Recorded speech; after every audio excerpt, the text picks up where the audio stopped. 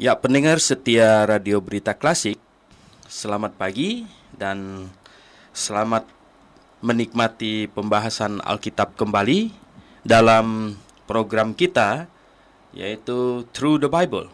Rencana akan membahas Alkitab dari Injil Matius hingga Kitab Wahyu. Dan hari ini kita tiba di 1 Korintus pasal yang ke-15. 1 Korintus pasal yang ke-15. Nah, sebelum membaca dan membahasnya, mari kita berdoa terlebih dahulu. Bapa di sorga, mohon berkat-Mu dan mohon pimpinan-Mu. Kami tahu persis bahwa membahas firman-Mu sungguh adalah hal yang sulit, karena akal budi kami yang sangat terbatas yang Kau berikan. Namun dengan berkat-Mu Tuhan, kami akan memahaminya. Oleh sebab itu, berkatilah akan usaha kami ini. Kami berdoa dalam nama Tuhan Yesus Kristus. Amin. Demikian firman Tuhan. Dan sekarang saudara-saudara, aku mau mengingatkan kamu kepada Injil yang aku beritakan kepadamu dan yang kamu terima dan yang di dalamnya kamu teguh berdiri. Oleh Injil itu kamu diselamatkan, asal kamu teguh berpegang kepadanya, seperti yang telah kuberitakan kepadamu, kecuali kalau kamu telah sia-sia saja menjadi percaya. Sebab yang sangat penting telah kusampaikan kepadamu, yaitu apa yang terima sendiri, ialah bahwa Kristus telah mati karena dosa-dosa kita, sesuai dengan kitab suci, bahwa Ia telah dikuburkan dan bahwa Ia telah dibangkitkan pada hari yang ketiga sesuai dengan kitab suci, bahwa Ia telah menampakkan diri kepada Kefas dan kemudian kepada ke-12 muridnya. Sesudah itu Ia menampakkan diri kepada lebih dari 500 saudara sekaligus. Kebanyakan dari mereka masih hidup sampai sekarang, tetapi beberapa di antaranya telah meninggal. Selanjutnya Ia menampakkan diri kepada Yakobus, kemudian kepada semua rasul. Dan yang paling akhir dari semuanya, Ia menampakkan diri juga kepadaku, sama seperti kepada anak yang lahir sebelum waktunya. Karena aku adalah yang paling hina dari semua rasul, sebab aku telah menganiaya jemaat Allah. Tetapi karena kasih karunia Allah, aku adalah sebagaimana aku ada sekarang. Dan kasih karunia yang dianugerahkannya kepadaku tidak sia-sia. Sebaliknya, aku telah bekerja lebih keras daripada mereka semua.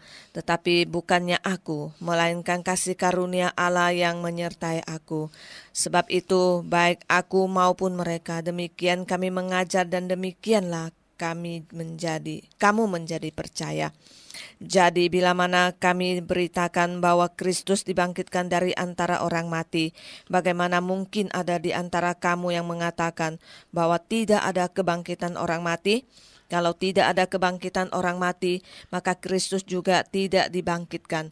Tetapi andaikan Kristus tidak dibangkitkan, maka sia-sialah pemberitaan kami dan sia-sialah juga kepercayaan kamu. Lebih daripada itu, kami ternyata berdusta terhadap Allah, karena tentang Dia kami katakan bahwa Ia telah membangkitkan Kristus, padahal Ia tidak membangkitkannya. Kalau andai kata benar bahwa orang mati tidak dibangkitkan, sebab jika benar orang mati tidak dibangkitkan, maka Kristus juga tidak dibangkitkan. Dan jika Kristus tidak dibangkitkan, maka sia-sialah kepercayaan kamu dan kamu masih hidup dalam dosa. Demikianlah binasa juga orang-orang yang mati dalam Kristus. Jikalau kita hanya dalam hidup ini saja menaruh pengharapan pada Kristus, maka kita adalah orang-orang yang paling malang dari segala manusia. Tetapi yang benar ialah bahwa Kristus telah dibangkitkan dari antara orang mati sebagai yang sulung dari orang-orang yang telah meninggal. Sebab sama seperti maut datang karena satu orang manusia, demikian juga kebangkitan oleh orang datang karena satu manusia. Karena sama seperti semua orang mati dalam persekutuan dengan Adam, demikian pula semua orang akan dihidupkan kembali dalam persekutuan kerajaan kepada Allah Bapa sesudah ia membinasakan segala pemerintahan, kekuasaan dan kekuatan. Karena ia harus memegang pemerintahan sebagai raja sampai Allah meletakkan semua musuhnya di bawah kakinya. Musuh yang terakhir yang dibinasakan ialah maut, sebab segala sesuatu telah dilakukannya di bawah kakinya. Tetapi kalau dikatakan bahwa segala sesuatu telah ditaklukkan, maka teranglah bahwa ia sendiri yang telah menaklukkan segala sesuatu di bawah kaki Kristus itu tidak termasuk di dalamnya. Tetapi kalau segala sesuatu telah ditaklukkan di bawah Kristus, maka ia sendiri sebagai anak akan menaklukkan dirinya di bawah Dia yang telah menaklukkan segala sesuatu di bawahnya, supaya Allah menjadi semua di dalam semua. Jika tidak demikian, apakah faedahnya perbuatan orang-orang yang dibaptis bagi orang mati? Kalau orang mati sama sekali tidak dibangkitkan, mengapa mereka mau dibaptis bagi orang-orang yang telah meninggal? Dan kami juga, mengapakah kami setiap saat membawa diri kami ke dalam bahaya? Saudara-saudara, tiap-tiap hari aku berhadapan dengan maut.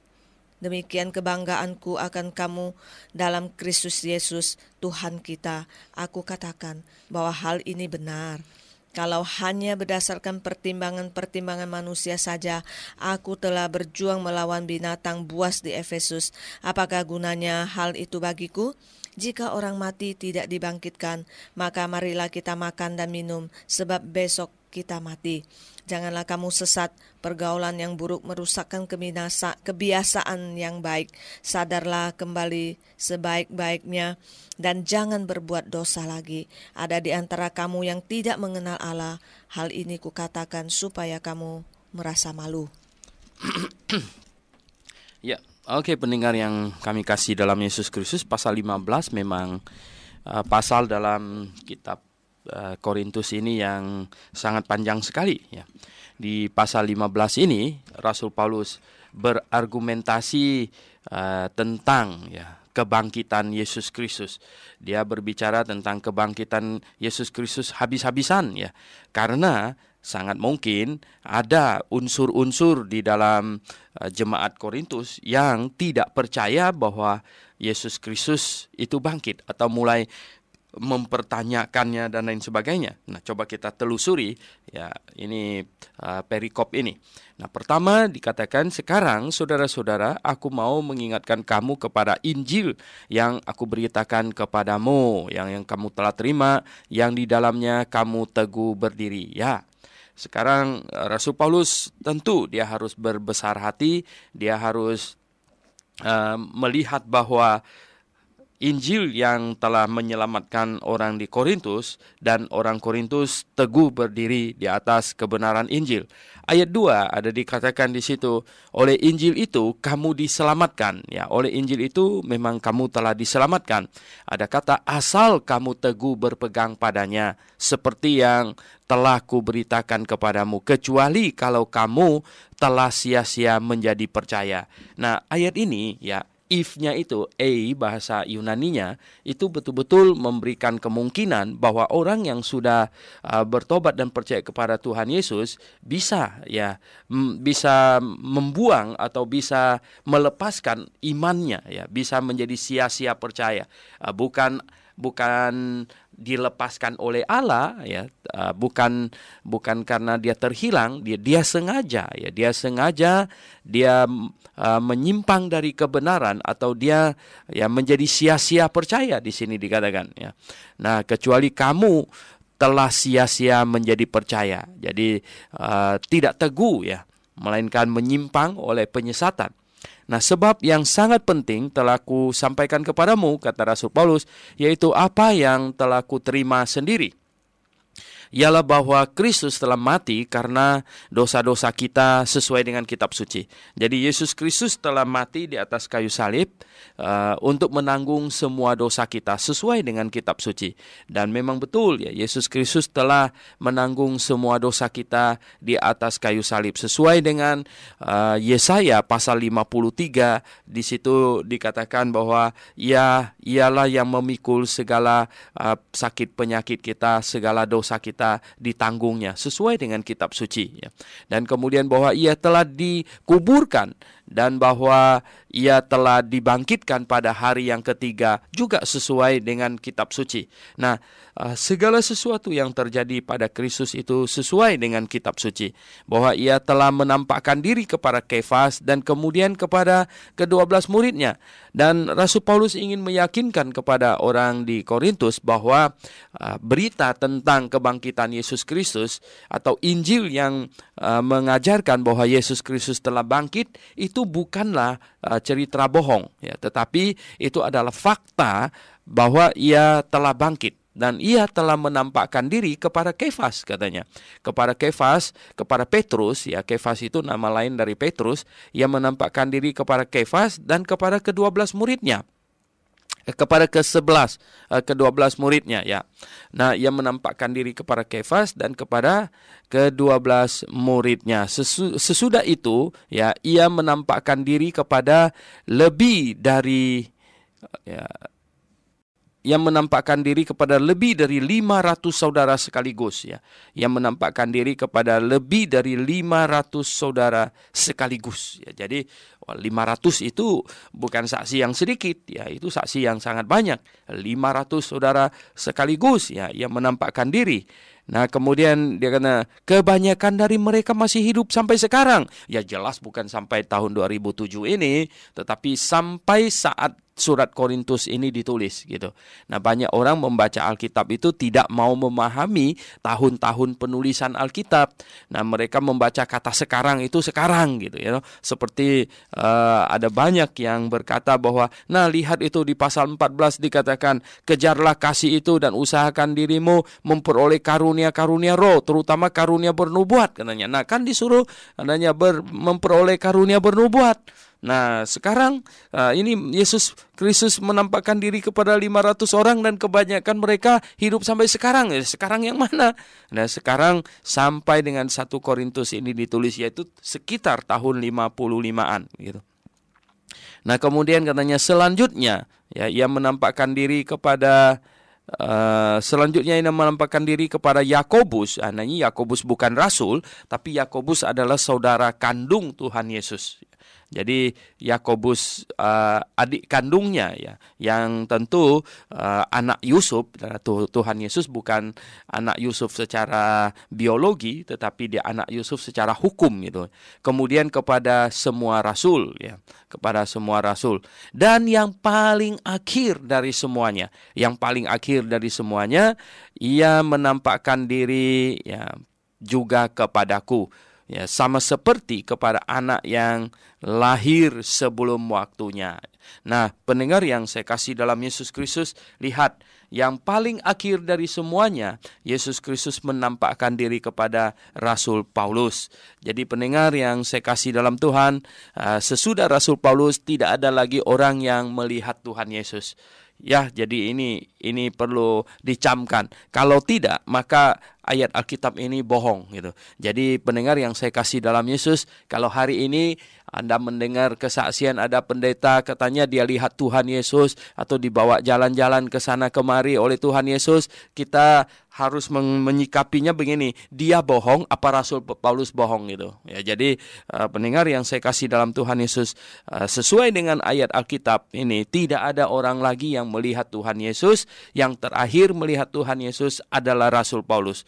Dan yang paling akhir dari semuanya, ia menampakkan diri juga kepadaku sama seperti kepada anak yang lahir sebelum waktunya. Nah, jadi Rasul Paulus adalah orang yang terakhir, ya, melihat Tuhan Yesus. Dan sampai nanti kita akan melihatnya di angkasa nanti. Sampai sangkakala berbunyi, malaikat berseru, dan kita diubah tubuh kita dan kita naik ke atas menyongsong Tuhan di angkasa sampai pada saat itu. Dan sekarang ini kita percaya, ya, kita percaya, kita beriman. Nah, Kita tidak melihat namun percaya, seperti yang Tuhan katakan kepada Thomas, berbahagialah orang yang percaya namun orang yang tidak melihat namun percaya. Jadi berbahagialah. Nah, kita adalah orang yang demikian. Kita tidak menuntut untuk melihat sampai nanti kita bertemu dengan Tuhan. Apa kita meninggal duluan sebelum Tuhan datang, atau kita lagi hidup Tuhan datang dan kita akan menyongsongnya di angkasa.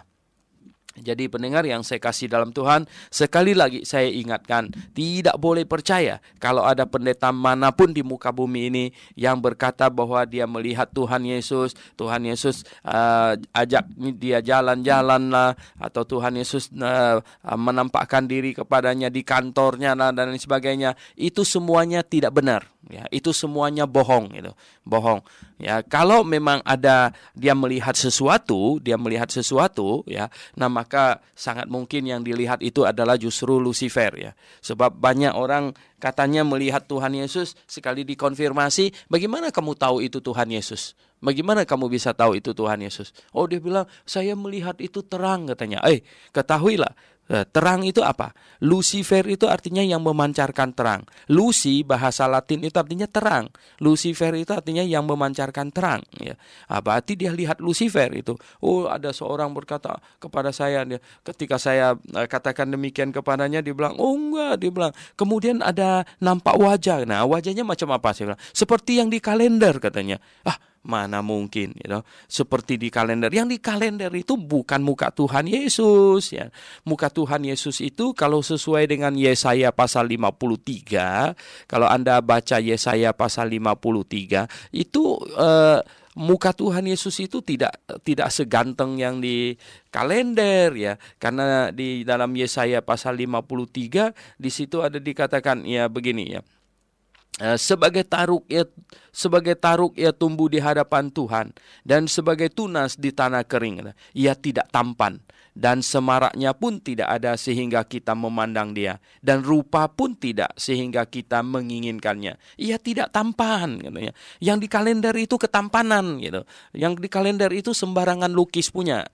Nah, banyak orang tidak mau percaya pada ayat Alkitab. Mereka lebih percaya kepada ini yang sumber yang aneh-aneh, gitu ya. Seperti Don Brown, ya, dia menulis tentang Tuhan Yesus yang katanya kawin dengan Maria Magdalena segala macam berdasarkan lukisannya Da Vinci. Anda bisa bayangkan, ya, Da Vinci melukis itu abad yang ke-15, dia melukis itu sudah 1500-an tahun, ya, sesudah Tuhan Yesus. Dia melukis itu lukisan Da Vinci yang sangat terkenal itu adalah tentang perjamuan Tuhan. Itu tidak benar begitu, ya. Tidak ada orang waktu itu Tuhan Yesus duduknya itu cuman sebelah meja sebelahnya itu kayak orang mau berfoto begitu. Itu nggak ada macam begitu punya, ya. Itu semua lukisan yang sembarangan, ya. Wajah-wajah orang di lukisan itu pun ya tidak begitu wajah mereka semuanya. Itu hanya sembarangan. Tetapi ya orang lebih pilih percaya itu, kita heran juga, gitu ya. Nah, memang ya penyesatan sedemikian rupa, orang-orang yang tak berhikmat, orang-orang yang ya saya bilang ini ya, nggak ada hoki masuk surga gitu, itu akan masuk ya dalam terjerat ke dalam penyesatan demikian. Nah, di sini dia Tuhan Yesus ya menampakkan kepada Rasul Paulus adalah yang terakhir, katanya. Dan kemudian katanya, karena aku adalah yang paling hina dari semua rasul, sebab aku telah menganiaya jemaat Allah. Rasul Paulus selalu melihat dirinya adalah yang paling hina karena dia menganiaya jemaat Tuhan sebelum dia percaya kepada Tuhan. Tetapi karena kasih karunia, aku adalah sebagaimana aku ada sekarang, katanya, ya. Just as I am. Jadi sekarang sebagaimana aku ada sekarang ini oleh kasih karunia Tuhan. Diselamatkan karena kasih karunia Tuhan.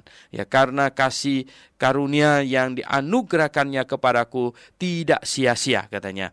Sebaliknya, aku telah bekerja lebih keras. Nah, karena dia merasa bahwa dia yang paling hina di antara para rasul, karena dia merasa dia telah menganiaya jemaat sebelumnya, maka setelah dia diangkat oleh Tuhan, setelah dia dijadikan rasul, maka untuk membalas budi Tuhan, dia bekerja lebih keras daripada mereka semua, daripada semua rasul. Nah, kita semuanya harus demikian sesungguhnya. Ya, siapalah kita, orang berdosa yang Tuhan angkat? Siapalah kita, orang tak berguna yang memusuhi Tuhan sebelum dan sekarang kita diselamatkan, kita menjadi milik Tuhan ya. Seharusnya kita ini ya membalas budi dan bekerja sedemikian rupa seperti Rasul Paulus ya kepada Tuhan. Tetapi bukannya aku, melainkan kasih karunia Allah yang menyertai aku, katanya, yang bekerja semuanya. Sebab itu baik aku maupun mereka, demikianlah kami mengajar dan demikianlah kamu menjadi percaya. Jadi jemaat Korintus adalah buah pelayanan Rasul Paulus, adalah hasil kerajinan kerja Rasul Paulus sebagai rasul yang paling hina, katanya, karena telah menganiaya jemaat. Nah, pendengar yang saya kasih dalam Yesus Kristus, mulai dari perikop ayat 12 di sini dikatakan, jadi bila mana kami beritakan bahwa Kristus dibangkitkan dari antara orang mati, bagaimana mungkin ada di antara kamu yang mengatakan bahwa tidak ada kebangkitan orang mati? Nah, karena ada mungkin ya, kalau begitu di jemaat Korintus ada yang mengatakan bahwa Yesus tidak bangkit, tidak ada kebangkitan orang mati, katanya. Nah, kalau tidak ada kebangkitan orang mati, ya, maka Kristus juga tidak dibangkitkan. Berarti tidak ada kebangkitan Kristus juga kalau tidak ada kebangkitan orang mati. Karena kebangkitan Yesus Kristus adalah buah sulung, adalah contoh dari kebangkitan yang dijanjikan Allah kepada manusia yang percaya kepada Yesus Kristus. Nah, tetapi andai kata Kristus tidak dibangkitkan, ya, maka sia-sialah pemberitaan kami dan sia-sialah juga kepercayaan kamu. Nah, kalau Yesus tidak dibangkitkan, maka kita semua juga tidak akan dibangkitkan, maka sia-sialah iman kita. Maka ya janji Tuhan sesungguhnya itu adalah bohong gitu. Ya, lebih daripada itu, ya kami ternyata berdusta terhadap Allah. Lebih dari itu, bahwa kami ini pendusta ya, karena tentang Dia kami katakan bahwa Ia telah membangkitkan Kristus, padahal Ia tidak membangkitkannya. Kalau andai kata benar bahwa orang mati tidak dibangkitkan. Nah, pendengar yang saya kasih dalam Yesus Kristus ya. Oh, kalau ada orang mempertanyakan tentang kebangkitan Kristus ya, maka ya sesungguhnya ya, dia adalah orang yang lebih mempercayai omongan orang-orang yang justru reputasinya patut dipertanyakan daripada kepada rasul-rasul yang tidak pernah bohong ya, yang tidak bohong, dan mereka telah mati bagi berita yang mereka sampaikan. Nah, pendengar yang saya kasih dalam Yesus Kristus, nah kita berkata secara akal sehat ya, tidak ada orang yang mau mati bagi sesuatu yang dia tahu itu salah gitu, tidak ada ya. Orang berani mati karena demi membela kebenaran. Dia bukan membela sesuatu yang dia tahu salah itu. Kecuali kalau dia tidak tahu salah, ternyata salah gitu. Nah, pendengar yang saya kasih dari dalam Yesus Kristus, di sini dikatakan, lebih daripada itu ya, kami ternyata berdusta. Kalau Allah tidak membangkitkan Kristus, kami ngomong Dia bangkitkan Kristus, jadi kami berbohong terhadap Allah, katanya. Nah, katanya di sini, sebab jika benar orang mati tidak dibangkitkan, maka Kristus juga tidak dibangkitkan. Dan ya, jika Kristus tidak dibangkitkan, maka sia-sialah kepercayaan kamu dan kamu masih hidup dalam dosamu. Kalau Kristus tidak dibangkitkan, maka sia-sialah iman kita, maka kita masih hidup di dalam dosa ya. Karena apa? Karena kematian Yesus Kristus adalah untuk menanggung semua dosa kita. Kebangkitannya itu adalah kemenangannya atas dosa, dan Dia kembali ke sorga untuk membenarkan kita. Nah, kalau Dia tidak bangkit, maka Dia tidak ada Dia tidak bisa membenarkan kita dari dosa kita, dari menanggung dosa kita. Dan demikianlah katanya, binasa juga orang-orang yang masih dalam Kristus, yang mati di dalam Kristus. Semuanya itu akan binasa, katanya. Nah, ayat 19 sangat menarik sekali. Jikalau kita hanya dalam hidup ini saja menaruh pengharapan pada Kristus, maka kita adalah orang yang paling malang dari segala manusia. Nah, jikalau kita menaruh pengharapan dalam hidup ini saja kepada Kristus, artinya kita menaruh pengharapan pada Kristus atas hal-hal yang bersifat duniawi, jasmani, dan materi, seperti banyak diserukan oleh gereja-gereja yang katanya datang ke sini akan dapat berkat ini, berkat, maksudnya berkat materi, berkat jasmani. Kalau kita hanya mengharapkan berkat materi jasmani saja di dalam terhadap Yesus Kristus ini, dalam Yesus Kristus ini, maka kita ini orang yang paling malang dari segala manusia, katanya. Mengapa? Ya, karena orang Kristen, terlebih pada zaman Rasul Paulus menulis surat Korintus ini, orang Kristen dibenci ya, dianiaya. Nah, kalau Anda menjadi Kristen untuk mendapatkan keuntungan jasmani materi pada zaman seperti itu, engkau orang yang paling malang dari segala manusia. Oke, pendengar yang kami kasih dalam Yesus Kristus, kita kembali lagi ke dalam pembahasan kita. Nah, di sini di ayat yang ke-20 dari 1 Korintus pasal 15 ya. Dari 1 Korintus pasal 15 ayat yang ke-20, tetapi yang benar ialah katanya bahwa Kristus telah dibangkitkan dari antara orang mati. Betul ya. Adalah benar karena apa? Saksinya bukan sedikit. Semua rasul adalah saksi dan pernah menampakkan diri kepada 500 orang sekaligus. Kebanyakannya masih hidup sampai surat 1 Korintus ini ditulis. Nah, bagaimana mungkin ada yang bisa menyangkalnya bahwa Yesus itu bangkit karena dia menampakkan diri kepada begitu banyak orang. Sebagai yang sulung ya dari antara orang mati yang telah duluan meninggal di perjanjian lama. Dia adalah yang sulung ya. Sebab sama seperti maut datang karena satu manusia, demikian juga kebangkitan orang mati datang ya karena satu orang manusia. Nah, ayat 23, karena sama seperti semua orang mati dalam persekutuan dengan Adam, demikian juga semua akan dihidupkan kembali dalam persekutuan dengan Kristus. Nah, ini doktrin yang sangat-sangat penting sekali. Ini sepasang dengan yang di dalam Roma pasal 5 ayat 18. Sebab itu, sama seperti oleh satu pelanggaran semua orang beroleh penghukuman, demikian pula oleh satu perbuatan kebenaran semua orang beroleh pembenaran untuk hidup. Nah, ini pasangannya adalah ayat ini, 1 Korintus 15 ini.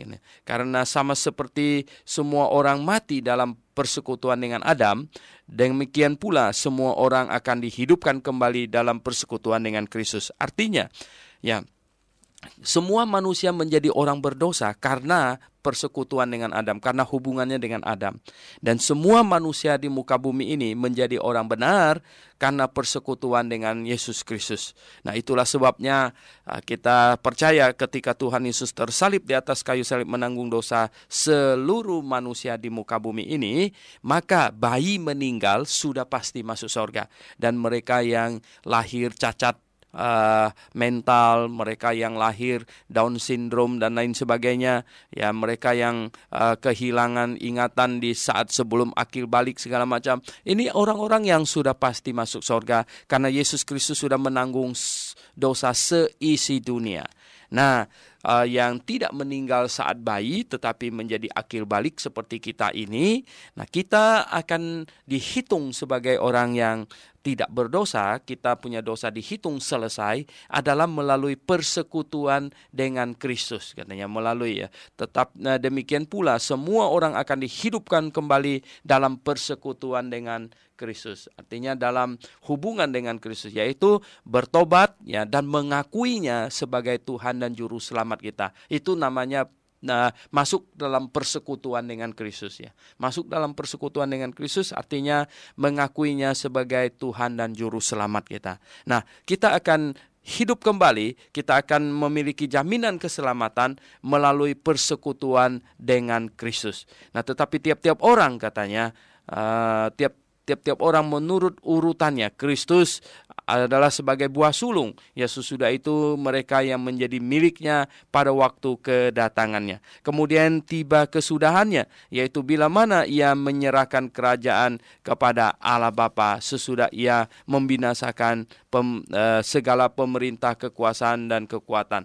Jadi akan masuk dulu ke dalam kerajaan 1000 tahun, yaitu pemerintahan Kristus, dan kemudian dia akan menyerahkan pemerintahan kepada Allah Bapa. Itu masuk ke dalam kekekalan. Karena ia harus memegang pemerintahan sebagai raja. Ya. Nah, Yesus Kristus nanti akan datang sebagai raja, ya, membangun kerajaan Daud yang dijanjikan, yaitu kerajaan 1000 tahun.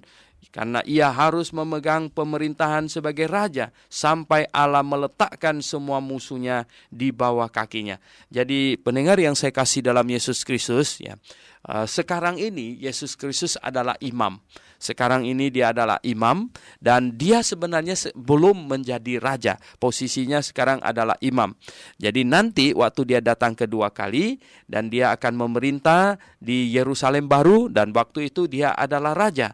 Jadi Yesus menjabat ya nabi, imam dan raja. Dia sudah Dia sudah bernubuat, dia sudah menyampaikan firman Tuhan pada waktu dia ada di muka bumi ini. Dia adalah nabi. Dan sekarang dia duduk di sebelah kanan Allah Bapa. Dia sebagai imam. Dia adalah imam besar dan kita setiap orang percaya adalah imam atas diri kita sendiri. Dan Yesus Kristus adalah imam besar dan dia belum menjadi raja. Nanti dalam kerajaan 1000 tahun dia datang dan dia akan menjabat sebagai raja. Kemudian setelah 1000 tahun dan setelah katanya Allah membinasakan segala sesuatu, menaklukkan segala sesuatu di bawah kakinya, dan itu selesai semuanya, dan barulah dia menjadi raja. Kemudian dia akan menyerahkan kerajaannya kepada Allah Bapa. Dan di sini dikatakan musuh yang terakhir yang dibinasakan ialah maut. Musuh yang terakhir yang akan dibinasakan ialah maut. Sebab segala sesuatu telah ditaklukkannya di bawah kakinya. Tetapi kalau dikatakan bahwa segala sesuatu telah ditaklukkan, maka teranglah bahwa ia sendiri yang telah menaklukkan segala sesuatu di bawah kaki. Kristus itu tidak termasuk di dalamnya. Jadi segala sesuatu ditaklukkan. Jadi tidak berarti lalu Allah takluk kepada Yesus Kristus. Di sini maksudnya demikian, berarti yang menaklukkan tidak termasuk di dalamnya gitu. Nah, tetapi kalau segala sesuatu telah ditaklukkan di bawah Kristus, maka ia sendiri sebagai anak akan menaklukkan dirinya di bawah dia. Jadi Yesus Kristus menaklukkan dirinya di bawah Allah Bapa. Bukan ditaklukkan oleh Allah Bapa, tetapi ia menaklukkan dirinya sendiri. Ia merendahkan hatinya, yang menaklukkan dirinya di bawah dia, di bawah Allah Bapa yang telah menaklukkan segala sesuatu di bawah kakinya. Nah, supaya Allah menjadi semua di dalam semua. Jadi luar biasa ini. Di dalamnya mengandung pengertian teologi yang sangat dalam sekali. Nah, jika tidak demikian katanya, jika tidak ada kebangkitan, apakah faedahnya perbuatan orang yang dibaptis bagi orang mati? Nah, banyak orang bahkan ada gereja yang terjerembab oleh ayat ini dan membaptis untuk orang mati katanya. Nah, bagaimana? Jika tidak demikian, apakah faedahnya perbuatan orang yang dibaptis bagi orang mati? Nah, mungkinan di Korintus ini saking kacaunya ada orang yang dibaptis untuk orang yang sudah mati. Ketahuilah bahwa Jemaat Korintus ini jemaat yang kacau balau, paling banyak bahasa lidah di situ Itu Jemaat Korintus paling banyak di situ, paling kacau balau. Nah, perempuannya juga jago-jago di situ, banyak yang jadi pengkhotbah segala macam gitu. Nah, sangat mungkin saking kacaunya itu di situ ada orang yang membaptis untuk orang yang sudah mati gitu. Nah, ayat ini sama sekali tidak membenarkan bahwa lalu mengajarkan ada kebenaran membaptiskan orang yang sudah mati bagi orang yang sudah mati. Itu tidak. Ini pertanyaan.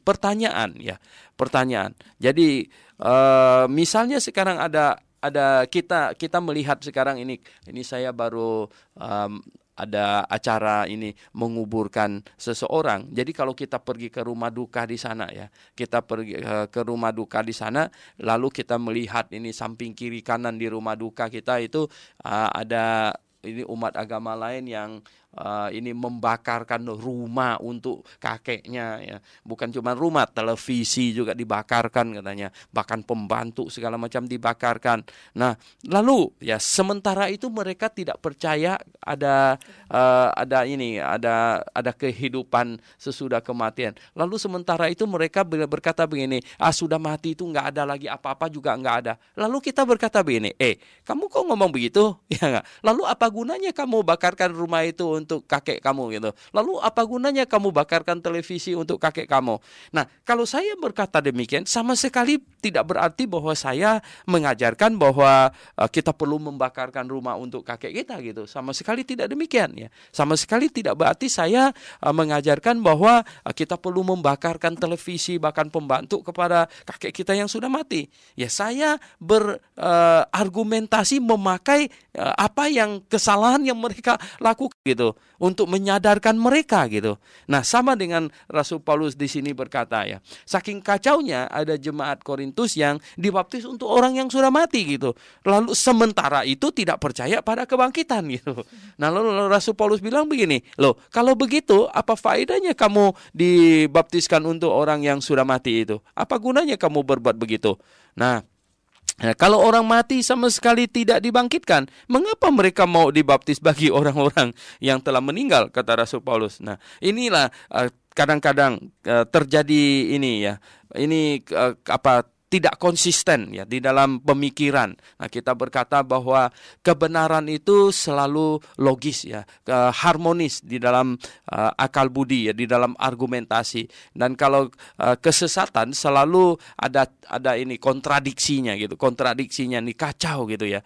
Nah, bayangkan ya, mereka ini di dunia di luar sana dengan konsep kematiannya yang kacau balau. Kalau kita menelusurinya, kemudian kita berargumentasi memakai apa yang mereka sendiri lakukan saja ya, itu mereka sendiri akan tercengang ya. Jadi pendengar yang saya kasih dalam Yesus Kristus, ini ayat sama sekali tidak mengajarkan bahwa kita boleh baptis untuk mereka yang sudah mati gitu, untuk penggantinya gitu. Sama sekali tidak demikian ya. Ini hanya Rasul Paulus memakai apa yang mereka kerjakan untuk berargumentasi, untuk memukul mereka, untuk bernalar ya, untuk menyadarkan mereka bahwa mereka itu salah gitu. Dan kami juga katanya, mengapakah kami setiap saat membawa diri kami ke dalam bahaya ya. Nah, kalau tidak ada kebangkitan kan ya, saudara-saudara, tiap-tiap hari aku berhadapan dengan maut kan ya. Demi kebanggaanku akan kamu dalam Kristus Yesus Tuhan kita, aku katakan bahwa hal ini benar katanya. Kalau hanya berdasarkan pertimbangan-pertimbangan manusia saja, aku telah berjuang melawan binatang buas di Efesus. Apakah gunanya hal itu bagiku? Maksud Rasul Paulus itu begini, ya, kalau tidak ada kebangkitan, ya, mengapakah saya perlu berjuang begitu keras? Kalau tidak ada kebangkitan, mengapakah saya perlu bekerja begitu keras? Kalau tidak ada kebangkitan, untuk apa saya berjuang mati-matian itu sampai melawan binatang, sampai mungkin binatang itu juga termasuk orang-orang di Efesus yang ini menyerangnya, itu dianggapnya binatang gitu ya. Nah, untuk apa katanya semuanya? Kalau tidak ada kebangkitannya, marilah kita kalau tidak ada kebangkitan ya, kalau tidak ada kebangkitan berarti mati sia-sia, sudah tidak ada apa-apa lagi. Marilah kita makan dan minum sebab besok kita mati katanya. Kalau tidak ada kebangkitan ya, janganlah kamu sesat gitu. Pergaulan yang buruk merusakkan kebiasaan yang baik. Nah, Rasul Paulus tahu ada sebagian orang di Korintus imannya bergeser karena pergaulan, karena yang mereka lebih mendengarkan ocehan orang lain yang ini mempertanyakan iman mereka, yang menyerang mereka dan lain sebagainya. Ya betul ya, pergaulan yang buruk merusakkan kebiasaan yang baik. Sadarlah kembali sebaik-baiknya dan jangan berbuat dosa lagi ya. Ada di antara kamu yang tidak mengenal Allah ya. Betul ya. Ternyata ada di antara jemaat Korintus orang-orang yang tidak lahir baru, tidak mengenal Allah. Hal itu kukatakan supaya kamu merasa malu katanya. Ya, dengan omongan mereka, dengan pertanyaan mereka, dengan ocehan mereka, dapat dilihat sesungguhnya mereka itu belum dilahirkan kembali. Mereka belum menerima Yesus Kristus sebagai Tuhan dan Juru Selamat mereka. Oke, kita lihat sekarang, kita akan membaca dari ayat 35 sampai dengan ayat yang ke 58 ya, 58. Oke, tolong. Ayat 35, tetapi mungkin ada orang yang bertanya, bagaimanakah orang mati dibangkitkan? Dan dengan tubuh apakah mereka akan datang kembali? Hai orang bodoh, apa yang engkau sendiri taburkan, aku tidak akan tumbuh dan hidup kalau ia tidak mati dahulu. Dan yang engkau taburkan bukanlah tubuh tanaman yang akan tumbuh, tetapi biji yang tidak berkulit, umpamanya biji gandum atau biji lain. Tetapi Allah memberikan kepadanya suatu tubuh seperti yang dikehendakinya. Dia memberikan kepada tiap-tiap biji tubuhnya sendiri. Bukan semua daging sama. Daging manusia lain daripada daging binatang, lain daripada daging burung, lain daripada daging ikan. Ada tubuh sorgawi dan ada tubuh duniawi. Tetapi kemuliaan tubuh sorgawi lain daripada kemuliaan tubuh duniawi. Kemuliaan matahari lain daripada kemuliaan bulan, dan kemuliaan bulan lain daripada kemuliaan bintang-bintang, dan kemuliaan bintang-bintang yang satu berbeda dengan kemuliaan bintang yang lain. Demikianlah pula halnya dengan kebangkitan orang mati, ditaburkan dalam kebinasaan, dibangkitkan dalam ketidakbinasaan, ditaburkan dalam kehinaan, dibangkitkan dalam kemuliaan, ditaburkan dalam kelemahan, dibangkitkan dalam kekuatan. Yang ditaburkan adalah tubuh alamiah, yang dibangkitkan adalah tubuh rohania.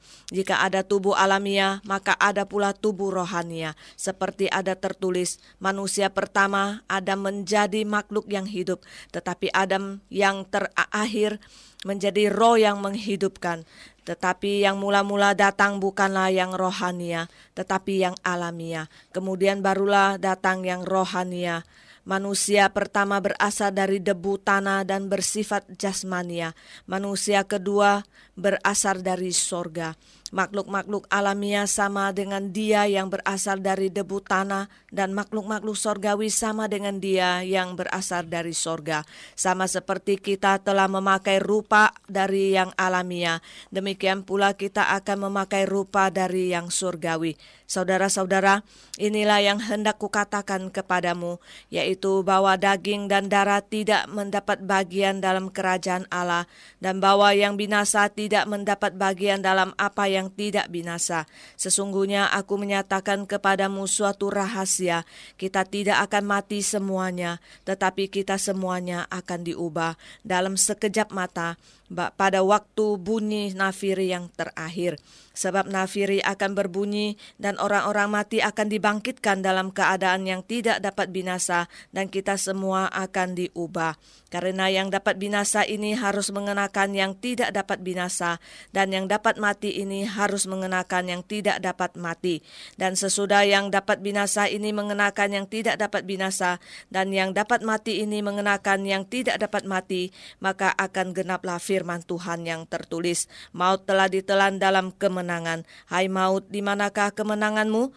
Hai maut, di manakah sengatmu? Sengat maut ialah dosa, dan kuasa dosa ialah hukum Taurat. Tetapi syukur kepada Allah yang telah memberikan kepada kita kemenangan oleh Yesus Kristus Tuhan kita.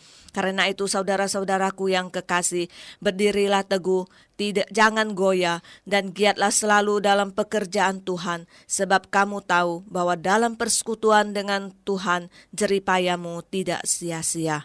Iya. Oke, pendengar yang kami kasih dalam Yesus Kristus, kita lihat perikop berikut ini adalah argumentasi Rasul Paulus yang panjang lebar tentang kebangkitan tubuh, ya. Karena di bagian awal tadi sudah diargumentasikan bahwa jikalau Tuhan Yesus tidak bangkit, maka sia-sialah iman kita.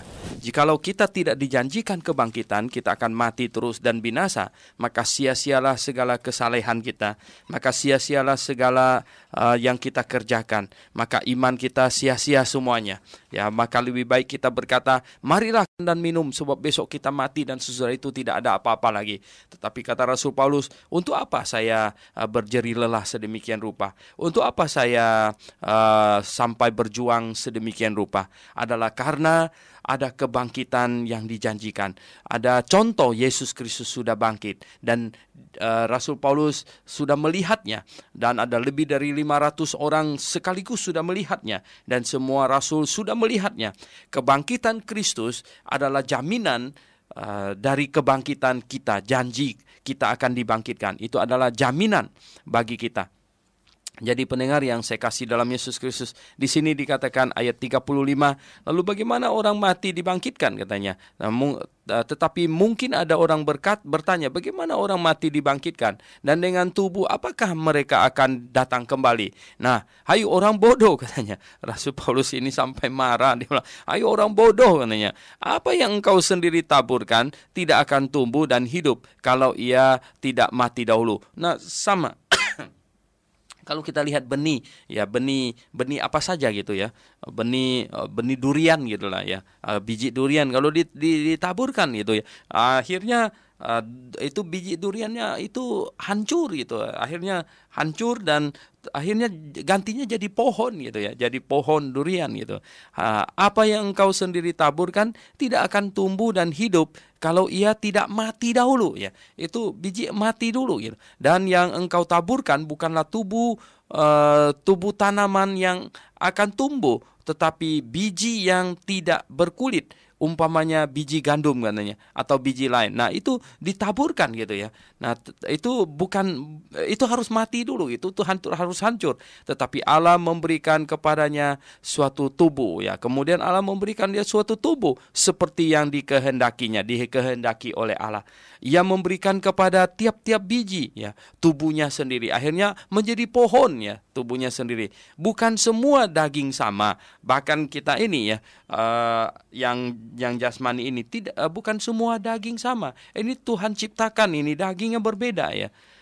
Di sini dikatakan bukan semua daging sama. Daging manusia lain daripada daging binatang. Benar ini ya. Kita belum pernah makan daging manusia tentu ya. Tapi daging manusia beda dengan daging binatang. Bahkan daging binatang satu pun beda dengan daging binatang. Daging babi beda dengan daging sapi ya. Yang sering makan daging sapi, daging babi gonta-ganti itu tahu bahwa daging sapi itu beda dengan daging babi gitu ya. Dan di sini daging ini ya, daging manusia lain daripada dan lain daripada daging burung ya, lain daripada daging ikan ya, ikan lain dagingnya. Bahkan ikan satu dengan ikan yang lain pun rasanya berbeda gitu ya. Ada tubuh sorgawi dan ada tubuh duniawi. Tetapi kemuliaan tubuh sorgawi lain daripada kemuliaan tubuh duniawi. Nah, akhirnya tubuh manusia ada tubuh duniawi, ada tubuh sorgawi katanya. Tubuh sorgawi berbeda dengan tubuh duniawi gitu. Nah, tetapi kemuliaan tubuh sorgawi lain daripada kemuliaan tubuh duniawi. Nah, kemuliaan matahari lain daripada kemuliaan bulan ya. Nah, betul ya toh. Matahari itu berbeda. Matahari itu memancarkan sinar, sedangkan bulan hanya memantulkan sinar. Jadi kemuliaannya berbeda gitu. Dan kemuliaan bulan lain daripada kemuliaan bintang-bintang. Dan kemuliaan bintang yang satu berbeda dengan kemuliaan bintang yang lain. Demikian pula halnya dengan kebangkitan orang mati katanya. Dari begitu jauh Rasul Paulus menuntun kita untuk memahami tentang kebangkitan orang mati. Ya, ditaburkan dalam kebinasaan, ya dibangkitkan dalam ketidakbinasaan. Ya, ini tubuh kebangkitan itu ditabur dalam kebinasaan. Tubuh kita ini ya binasa, harus hancur dulu, kemudian dibangkitkan dalam ketidakbinasaan ya. Ditaburkan dalam kehinaan. Ini tubuh kita jasmani, ini tubuh yang hina, dibangkitkan dalam kemuliaan. Sedangkan tubuh kebangkitan tubuh yang mulia. Ditaburkan dalam kelemahan, tubuh kita yang jasmani ini penuh dengan kelemahan ya, dan dibangkitkan dalam kekuatan ya. Dibangkitkan dalam kekuatan.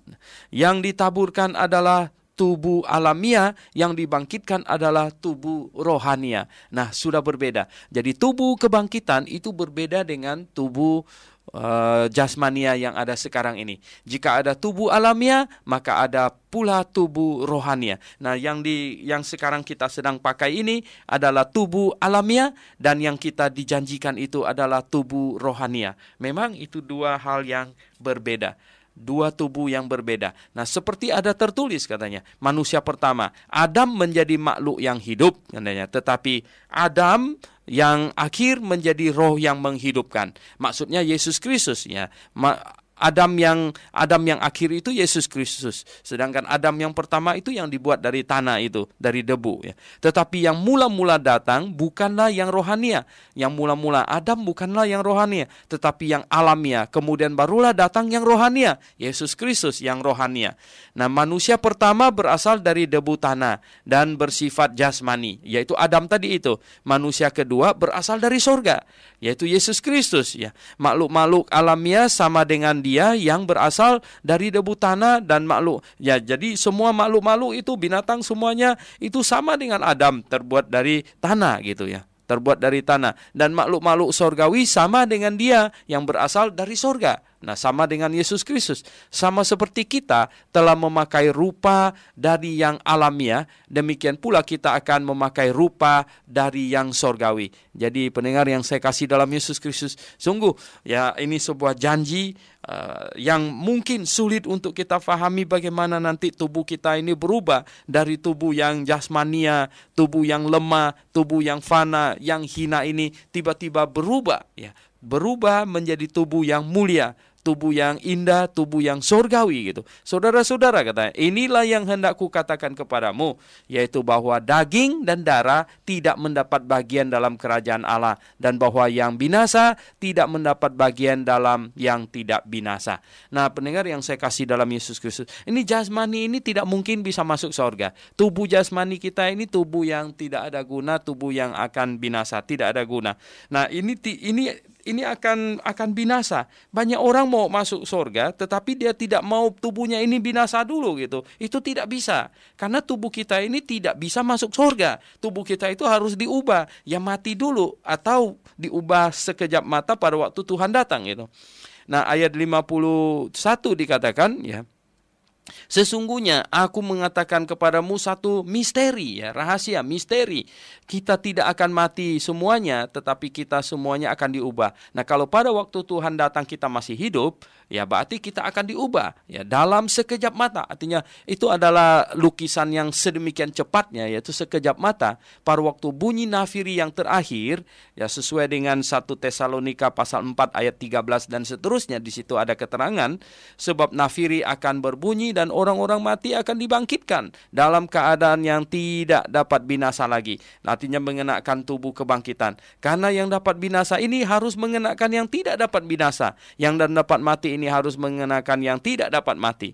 Dan sesudah yang dapat binasa ini mengenakan yang tidak dapat binasa, yang dapat mati ini mengenakan yang tidak dapat mati, artinya sudah diubah, maka akan genaplah firman Tuhan yang tertulis, maut telah ditelan dalam kemenangan. Hai maut, di manakah kemenanganmu? Hai maut, di manakah sengatmu? Ya, jadi ya sungguh ya, ini sesuatu yang sangat indah. Kalau hal itu nanti sudah tiba, ya sengat maut ialah dosa dan kuasa dosa ialah hukum Taurat. Jadi dosa telah diselesaikan oleh Tuhan Yesus di atas kayu salib. Sekarang kita tunggu penggenapannya. Nanti dia muncul di angkasa dan kita naik ke atas menyongsongnya. Tetapi syukur kepada Allah yang telah memberikan kepada kita kemenangan oleh Yesus Kristus Tuhan kita. Nah, sebenarnya tubuh kita ini tubuh yang lemah, tetapi Yesus Kristus telah memberikan kita kemenangan, ya, kemenangan oleh Yesus Kristus Tuhan kita. Karena itu saudara-saudaraku yang kekasih, ya,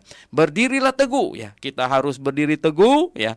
Janganlah goyah, jangan digoyahkan iman kita oleh ocehan orang. Jangan digoyahkan iman kita oleh orang-orang yang ya sok berpengetahuan, padahal ya dia tidak tahu apa-apa. Rasul Paulus berkata bahwa mereka pemberita Injil, para rasul adalah orang yang jujur, tidak mengambil keuntungan sedikit pun dari pemberitaan mereka. Bahkan mereka telah berjuang melawan maut siang dan malam, dan mereka telah bersusah payah katanya. Kalau tidak ada kebangkitan, kalau Yesus Kristus tidak dibangkitkan, maka untuk apa mereka begitu susah payah? Pastilah mari kita makan minum dan besok mati habis gitu.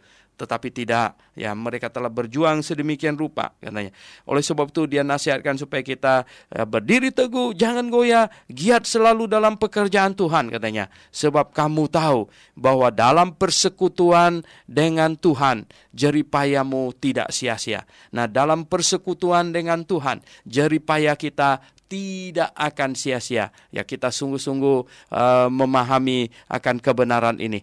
Kiranya Tuhan memimpin kita, biarlah iman kita sungguh-sungguh teguh di dalam Yesus Kristus yang telah dibangkitkan, dan kita pun pasti akan dibangkitkan karena persekutuan kita dengan Dia. Oke, mari kita berdoa, pendengar sekalian. Bapa di sorga, puji hormat kami naikkan padamu, agung dan mulia nama-Mu Tuhan. Terima kasih Tuhan, Engkau telah bangkit dari kematian, dan kami pun akan bangkit. Engkau janji oleh persekutuan kami dengan Yesus Kristus, Tuhan kami akan bangkit. Terima kasih Tuhan, dalam nama Tuhan Yesus Kristus kami berdoa. Amin.